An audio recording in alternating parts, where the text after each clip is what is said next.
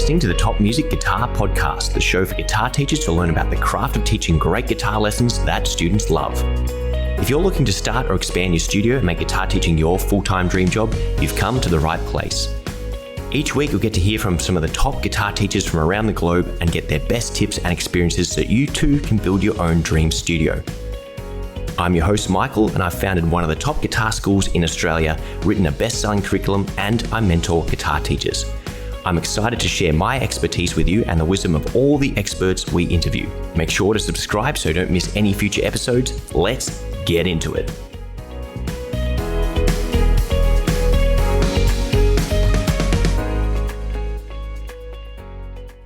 Hello there, and welcome to another episode of the Top Music Guitar Teaching Podcast. I was recently talking with some of my coaching clients and the topic of virtual assistants came up. How to use the virtual assistants, where to find them, what task would you have them do, and how could I use one to make my life a little bit easier, asked one of my coaching clients. So I gave him an answer and it prompted the idea of recording this podcast episode based on what I told that person. Now, I've hired one virtual assistant in the past.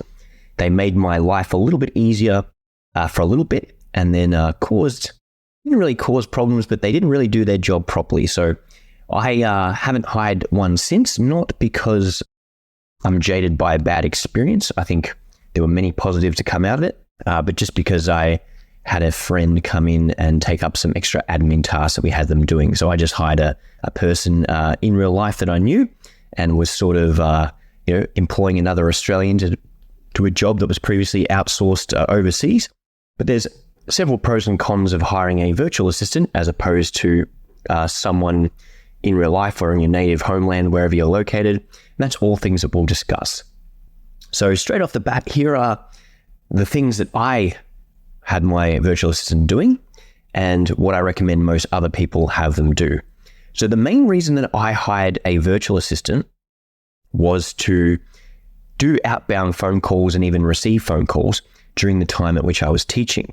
Now, I had just opened up a second studio location and I had to teach all the hours because I was the only teacher. So I was pretty much occupied between 4 p.m. and 8 p.m. most nights of the week.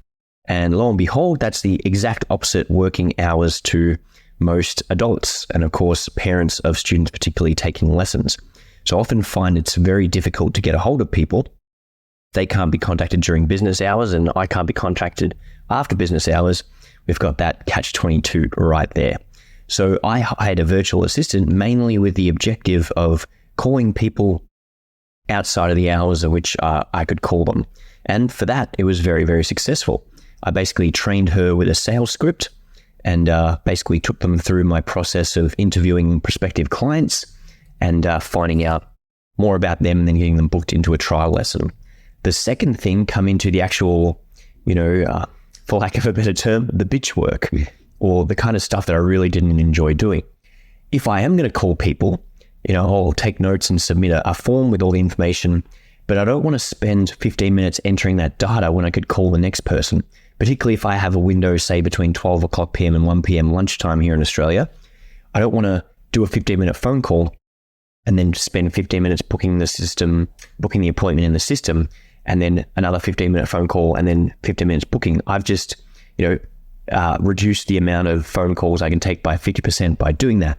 So what I would instead do is I would make as many phone calls as I could in an hour or whatever time that I had.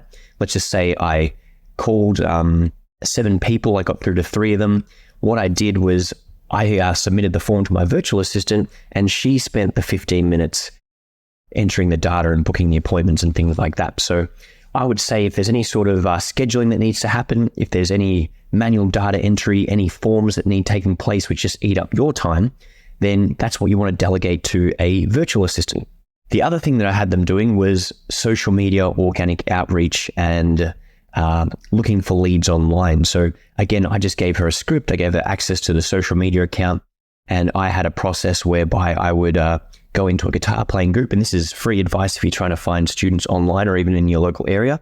So what I would do is I would give her a spreadsheet which had all of the local Facebook community groups that I was a part of. I would post something to get attention, and a little advertisement about our guitar lessons. And then I gave her instructions that everyone that commented or liked or interacted with that post she was to add them on Facebook, send them a message, and then follow up and try and get them to book in for a lesson. So that's something that I could have spent an hour a day doing. It was far easier to have her do that. And that was something she could do from anywhere in the world, nice and easily. So that's something where if I had a very active social media account or YouTube kind of channel or something like that, what I would do is create the content and I would email that or create a schedule, and then I would just get that person to book it all in. So if I went on Canva, for example, and I made 30 motivational posts or whatever, or 50 motivational posts, one for every week, then I would just send them to her and say, go in the Facebook Business Manager and schedule one of these per week for the entire year. And then on a different day, schedule this video from our YouTube channel to come up. And on a different day, post a photo of one of our students. So what I did was just get that person to, she couldn't create the content, of course, because she wasn't guitar savvy. She could definitely create pictures on Canva, for example, but I created all the content. That's the thing that I could do that she couldn't. But something that she and almost anyone can do is just use a content scheduler and plug all that information in. So that is something that I ended up delegating to her, the management of my social media task. So far I had her doing outbound calls.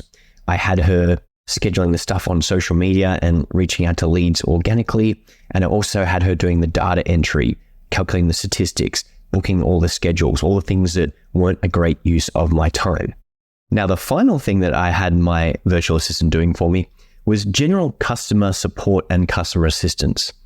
So I basically gave her a frequently asked questions sheet and essentially a templated response for every single commonly asked question and how I responded to them in the past. So a customer would ask me a question, for example, I quit, what's the process that I need to do this? And then I just showed my virtual assistant an answer that I had given. Generally, as per our lesson agreement, this is what you need to do and the process there. And the virtual assistant was able to then answer all those questions on my behalf. So it did take a little bit of training. And there were occasions where questions came up that weren't in our FAQ, and we sort of had to train her to think like me. But by having a lesson policy that said, these are all the rules of taking lessons here, and then a little folder with all my responses to all the common questions, rather than me answering the same questions over and over again, I would just delegate that to a virtual assistant. So she would go through the email inbox. She would take care of most of the emails that weren't 100% necessary. So I only had to deal with the ones which were a good use of my time. So you might be listening to this thinking, wow, this sounds kind of cool. I'd love to hire somebody to be a virtual assistant or an extra bit of help. Now, whether you are just looking for an administrator, whether it's in person or virtual, it doesn't really matter. There's some pros and cons to both. And if you're running an in-person business, there's always a pro to having someone else sit on the desk. But again, that just is down to your circumstances and situation there. So when it comes to hiring an assistant, the main thing you want to do is write down all the tasks that you need to do or things that you need to get done within a week or a month, and then basically categorize them in two ways. What are things that only I could do? For example, teach guitar lessons, write online articles or create lesson content, etc. You need to be doing that because you may be the only person who has the expertise in that field. Anyone can learn how to book a person into a software system, thing like that. So if you can only write the articles or teach the lessons or create the content, that's what you need to be doing.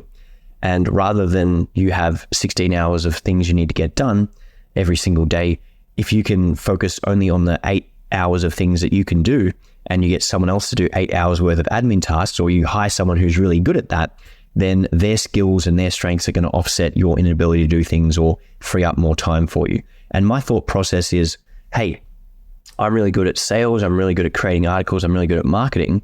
I shouldn't be crunching data and putting numbers into a spreadsheet or booking people into the software when I can be calling 10 more people during that time, or I could be creating more videos, or I could be writing the next course.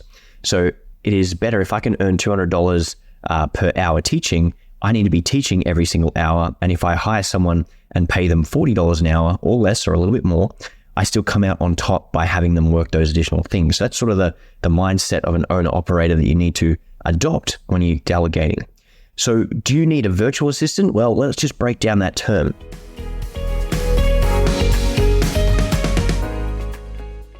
Hey there guys, it's Michael here with a quick message from Top Music. Are you a passionate guitar teacher looking for tips to make lessons more fun and engaging for your students? Maybe you're struggling to grow your business and need help getting more students to take lessons with you.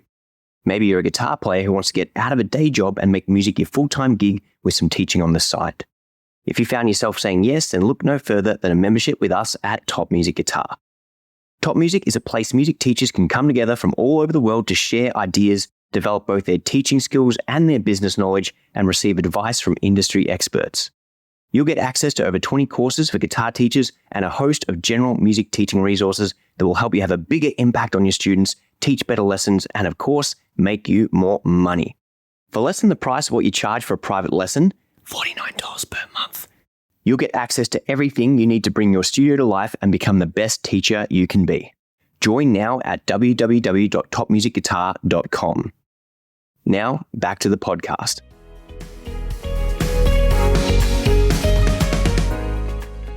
So the virtual assistant could mean someone working online from anywhere in your country. It could be someone in the Philippines who you are paying 10 cents to the dollar because their economy is so much smaller than what yours is in Australia or United States or UK or New Zealand. So there's a couple of different ways you can think about it. It also could mean that someone else somewhere in your country, again, is working from home and there's been a big uptake of people doing that. It could also mean that you hire a social media manager just for one specific job. So you could hire one person and you can train them to fill a special role. You can hire one person to be a bit more general. You could hire a couple of different specialists. You could have, as I mentioned, the social media person. You could have a YouTube video editor. You could have a number of different people, someone who's just a sales specialist. So there's a number of different things that you can do. You can hire local to your area. You could hire someone else in your country working from home wherever they're located, or you can hire someone overseas in a different country. So where do you find virtual assistants? I reckon a great place to start is to just go on Facebook and find a virtual assistant group where there's job listings and people looking for work and obviously people who have work looking for people to do the jobs for them. And that's how I found my virtual assistant. Obviously you can see a little bit of what other jobs they've done, or if anyone's giving them feedback or recommendations, and you just post a listing and away you go. Secondly, you could just go to a website like Uplevel or Fiverr or something like that and just look for people who are doing virtual assistants or specific jobs, things like that. And then the third way is to go through some sort of agency. So if you type in virtual assistant and there's going to be people who run companies in the Philippines or India or wherever, and what they're going to be doing is you might have to pay a certain amount every week, but you're guaranteed 20 hours of work or 40 hours of work. So there's pros and cons to each. Obviously, the downside of what I had with my worker was it became really apparent that I hired her for 20 hours and then she was hired by someone else for a certain number of hours and then maybe a third person for a certain number of hours. So she might have taken on a 60-hour commitment and, of course, couldn't commit to all three of those things. So while she tried to make it look like she was doing a full day's work, she obviously wasn't. What was happening was a number of different things were not getting done and missed, and she would just come up with excuses as to why she couldn't get them done, such as relatives in hospital or having to pick up her sick kids. And, with almost 3 different excuses and cancellations per week, the work wasn't getting done, and unfortunately I had to let her go. So that's just the reality of that one isolated instance. Sometimes people find the right person straight off the bat. Sometimes, like any other job, you've got to hire a few applicants and pick out the best one. So for me, it was just finding someone who could speak English fluently, was a great communicator. I picked this particular person because she was quite motherly and nurturing in her approach.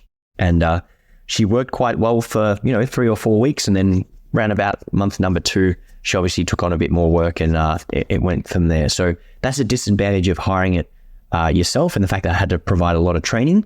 Whereas if you went through an agency, the downside is the agency is putting their fee on top. They're going to be you're paying a little bit more for it, but you're guaranteed hours, and that person works for the agency and then is subcontracted to you essentially. So that person is only working on the jobs that you give them, or if they are contracted for 20 hours a week, they'll get maybe another 15 to 20 hours, but they're not going to be dropping the ball on any other field or anywhere else. So that's just something to keep in mind there. So why would you hire a virtual assistant somewhere else in the world? Well, for me, the Philippines people were working for $6 to $8 Australian. I definitely paid my worker a little bit higher, because if you pay the bare minimum, expect that the employee is going to put in the bare minimum, or at least once they get through the initial, couple of months to try and impress you. But if I'm hiring an Australian, I'm paying at least $22, $25 to do the same job. Now, I try and buy Australian where possible, but in this particular instance, I also had to hire someone where their daytime hours lined up with our nighttime hours. So obviously we have to pay all sorts of penalty rates here in Australia for having people work particular hours of the day. And for me, it was just so much easier to find someone living in a different country where their hours aligned with the hours that I wanted them to be on the phone and calling people. So that was primarily the factor into it. But the fact that I could pay them almost 1/3 the same amount and have them very grateful for it, was a big opportunity. So yeah, it's one of those things I don't say, oh my God, you've got to get a virtual assistant, you'll save so much money, because I understand that, it's important to support your own country and your own economy. But at the same time, that $6 might not seem like much to me, but that was absolutely life-changing to someone over in second world countries, third world countries, etc. So that's just something to keep in mind as well. Coming into the end of this sort of recommendation, if I was to hire a virtual assistant again, and I'm definitely going to hire them in the future, I would essentially be making a list of all the tasks that I need to do. So for me, I need to be creating lesson content. I need to be recording videos. I need to be creating marketing content.